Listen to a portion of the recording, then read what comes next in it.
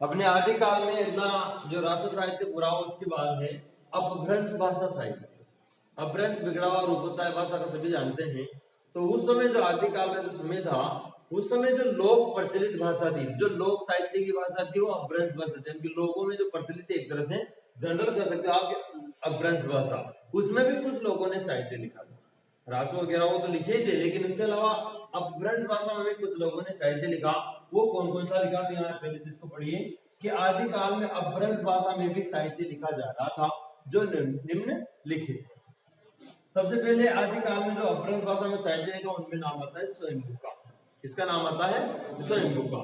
इन्हें अपभ्रंश का आदि कवि, आदि कवि मतलब प्रारंभिक कवि, इन्हें अपभ्रंश का वाल्मीकि भी कहा जाता है। तो ये दो नाम अपने को रट लेने हैं और ज्यादा कुछ डेफिनेशन याद करने की जरूरत नहीं है कि अपभ्रंश का आदि कवि और अपभ्रंश का वाल्मीकि किसे कहा जाता है? स्वयंभू को किसे कहा जाता है? और इसे याद करने का बहुत बढ़िया अपने ट्रिक है कि जब भी आप आते हो तो हम कहते हैं आवा, और आप आते हो तो स्वयं में आते हो, तो आवा स्वयं, आवा स्वयं। ये अपने तरीके से आप याद रख सकते हो कि स्वयंभू को अपभ्रंश का आदि कवि और अपभ्रंश का वाल्मीकि कहा जाता है।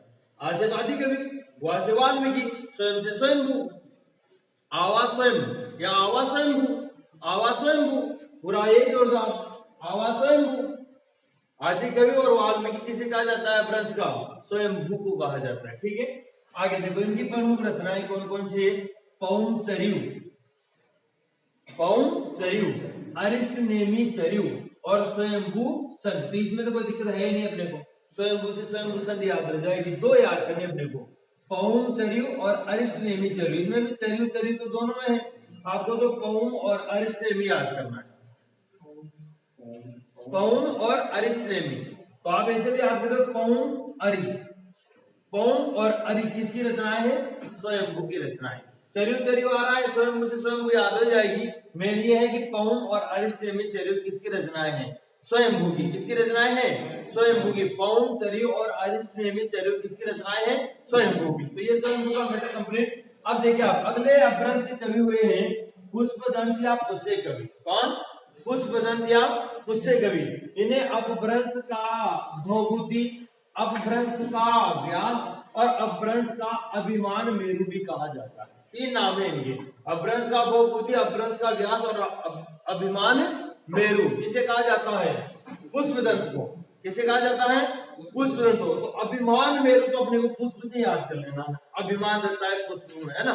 लेकिन अपने को ये दोनों याद करने के लिए क्या करना है, किसकी एक ट्रिक बनाते हैं अपन, भव्या पुष्प। क्लियर? ये लो, इससे आपको ये दोनों नाम उपनाम याद हो गए पुष्पदंत के। भ से तो अपभ्रंश का बहुभूति, व्यास से अपभ्रंश का व्यास, और किसे कहते हैं? पुष्पदंत। क्लियर? यहां भी सिंपल है, आवा स्वयंभू, यहां भव्या पुष्प कर दो, आवा स्वयंभू भव्या पुष्प। इसमें दोनों के उपनाम अपने याद रहिए, क्वेश्चन आए कई बार। अपभ्रंश का आदि कवि किसे कहते हैं? वाल्मीकि। किसे कहते हैं? बहुभूति। किसे कहते हैं? इनमें कंफ्यूजन हो जाता है, अपन इसको इसमें लगा देते हैं, इसको इसमें लगा देते हैं। तो ये ट्रिक अपने काम आएगी, आवा स्वयंभू भव्या पुष्प। ठीक है, आगे देखो आप इनकी रचनाएं देखिए आप पुष्पदंत की, जसर तरयु, ऋण कुमार तरयु और महाप्राण। पुष्पदंत की तीन रचनाएं हैं, जसहर तरयु, ऋण कुमार तरयु और महाप्राण। जसहर तरयु, ऋण कुमार तरयु, महाप्राण। तो बहुत ही सिंपल है, इसको भी याद करना। पुष्प का क्या हुआ? जन्म हुआ। क्या हुआ? जन्म। तो जन्म की जगह पर न को राजस्थान में क्या बोलते हैं? अना बोलते हैं। तो पुष्प का जन्म कर दो, जन्म पुष्प। देखो इसकी ट्रिक बन जाती है, ज ण म पुष्प, जन्म। ये देखो जन्म पुष्प, ये इनकी रचनाएं याद हो गई। जन्म पुष्प। जैसे जसर तरयु, ण से ऋण कुमार तरयु, म से महाप्राण। जसर तरयु, ऋण कुमार तरयु, महाप्राण। जसर तरयु, ऋण कुमार तरयु, महाप्राण। किसकी रचनाएं हैं? पुष्पदंत की। तो आप क्या लिखेंगे? जन्म पुष्प, जन्म पुष्प, जिसे तीनों करते हैं, आपको बड़े याद है। आगे देखिए आप, धनपाल, ये अगले अपभ्रंश साहित्य के कवि हैं। इन्होंने क्या लिखा? भविष्यत कहा। कौन सी रचना लिखी? बच्चे याद करने की, भविष्यत कहा। तो सीधी सी बात है, धनपाल ने हमसे क्या कहा? भविष्य के बारे में कहा। भविष्य के बारे में किसने कहा आपसे? धनपाल ने। भविष्य के बारे में किसने कहा आपसे?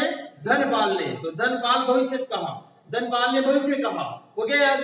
अब देखो दोबारा देखो, अपभ्रंश भाषा साहित्य आदि काल में अपभ्रंश भाषा साहित्य भी लिखा जा रहा था, वो देखिए निम्नलिखित है स्वयंभू, यानी अपभ्रंश का तो आवा स्वयं, अपभ्रंश का आदि कवि और अपभ्रंश का वाल्मीकि कहते हैं स्वयंभू को।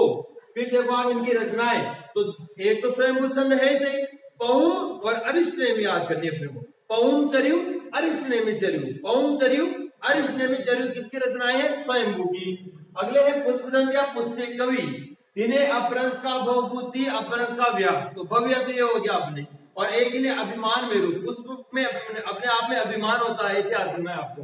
तो इन्हें अपभ्रंश का भवभूति, अपभ्रंश का व्यास और अपभ्रंश का अभिमान मेरु भी कहा जाता है। इनके रचनाएं बहुत सिंपल है। पुष्प का जन्म हुआ, पुष्प का क्या हुआ? जन्म हुआ। जैसे जसर चरियु, ण से क्या है? णे कुमार चरियु, और म से क्या है? महाप्राण। जसर चरियु, णे कुमार चरियु, महाप्राण किसकी करते हैं? पुष्पदंत की करते हैं। और आगे अपने याद का धनपाल ने भविष्य कहा, धनपाल का कौन सी रचना है? भविष्य कहा, तो धनपाल ने भविष्य कहा। फिर आगे लिखते थोड़ी सी, अपभ्रंश भाषा साहित्य में 3-4 और भी कवि हुए उस समय के प्रमुख आदिकाल में, उनकी एक दो रचनाएं अपने को याद करनी है। जोइंदु, जोइंदु ने क्या लिखा कि जोइंदु जो अपभ्रंश भाषा साहित्य के कवि है आदिकाल में, कि जोइंदु ने अपभ्रंश परमात्मा प्रकाश और योग साहित्य 2 कृतियां लिखी। कौन कौन सी? परमात्मा प्रकाश और योग साहित्य। तो देखो इसमें कैसे याद करेंगे कि जो योग करेगा उसको परमात्मा मिलेंगे, जो योग करेगा उसे परमात्मा मिलेंगे। अब कैसे याद हो? जो से तो अपने को याद रखना है जोइंदु, जो योग करेगा तो योग से योग साधे, उसको किसकी प्राप्त होगी? ये अपने ट्रिक होगी इसमें कि जो योग करेगा उसे परमात्मा मिलेंगे। तो जो योग परमात्मा, जो योग परमात्मा, जो से जोइंदु, योग से योग साधे, परमात्मा से परमात्मा प्रकाश याद हो। ठीक है, आगे देखिए अब राम सिंह ने क्या लिखा? इन्होंने पाहुड़ दोहा लिखा, जिसका अर्थ होता है दोनों का उपहार। पाहुड़ दोहा, राम सिंह ने क्या लिखा? पाहुड़ दोहा। राम सिंह ने क्या लिखा? पाहुड़ दोहा। तो आप कैसे याद कर लें? राम सिंह पाहुड़ दोहा, राम सिंह पाहुड़ दोहा, राम सिंह पाहुड़ दोहा। तो राम को आपको पा लेना है। राम सिंह को, राम सिंह कहाँ के निवासी थे? कोई दिक्कत है नहीं, राम सिंह राजस्थान, राजे राम सिंह राजे राजस्थान निवासी थे। मेरे तुमने प्रबंध चिंतामणि लिखी, मेरे तुमने क्या लिखा?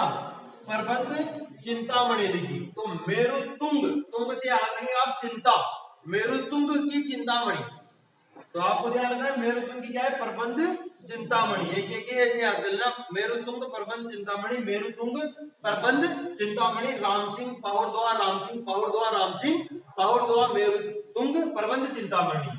आगे दिखाओ अब्दुल रहमान या अध्यमान जो अगले कवि हैं, इन्हें हिंदी का प्रथम ज्ञात मुस्लिम कवि माना जाता है। वेरी इंपोर्टेंट, हिंदी का प्रथम ज्ञात मुस्लिम कवि, ज्ञात मतलब जहां तक पता चला, पहला मुस्लिम कवि किसे माना जाता है? अब्दुल रहमान या अध्यमान को, अब्दुल रहमान या अध्यमान को हिंदी का प्रथम ज्ञात मुस्लिम कवि माना जाता है। ये मुल्तान के रहने वाले थे। कहां के रहने वाले थे?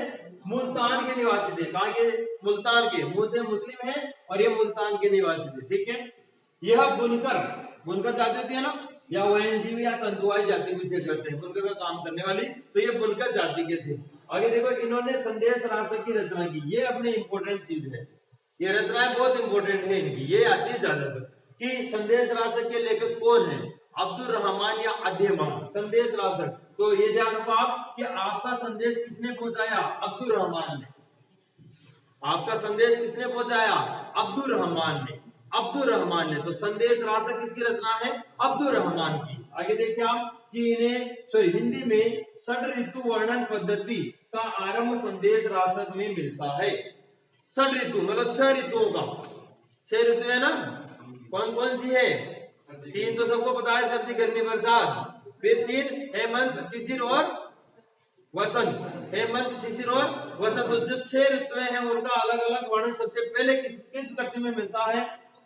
तो सबसे पहले आपको ध्यान रखना है कि 6 ऋतुओं का हमें सबसे पहले संदेश रासक में संदेश मिलता है। षड ऋतु वर्णन पद्धति का संदेश किसमें मिलता है? संदेश रासक में मिलता है। ऐसे याद करो इसको, षड ऋतु वर्णन पद्धति का संदेश किसमें मिलता है?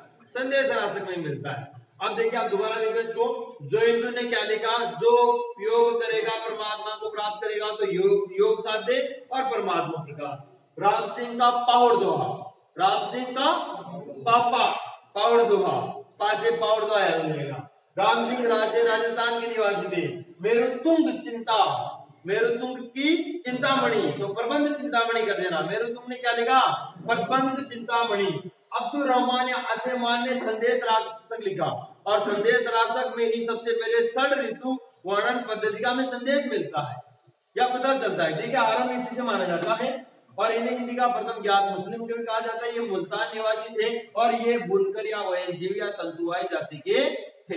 ठीक है, ये अपने आदिकाल कंप्लीट हो गया, ज्यादा नहीं है इसमें मैटर। तो अब इसमें जो आदिकाल की जो प्रवृत्तियां हैं, जो विशेषताएं हैं, वो अब हम पढ़ते हैं आगे। ठीक है।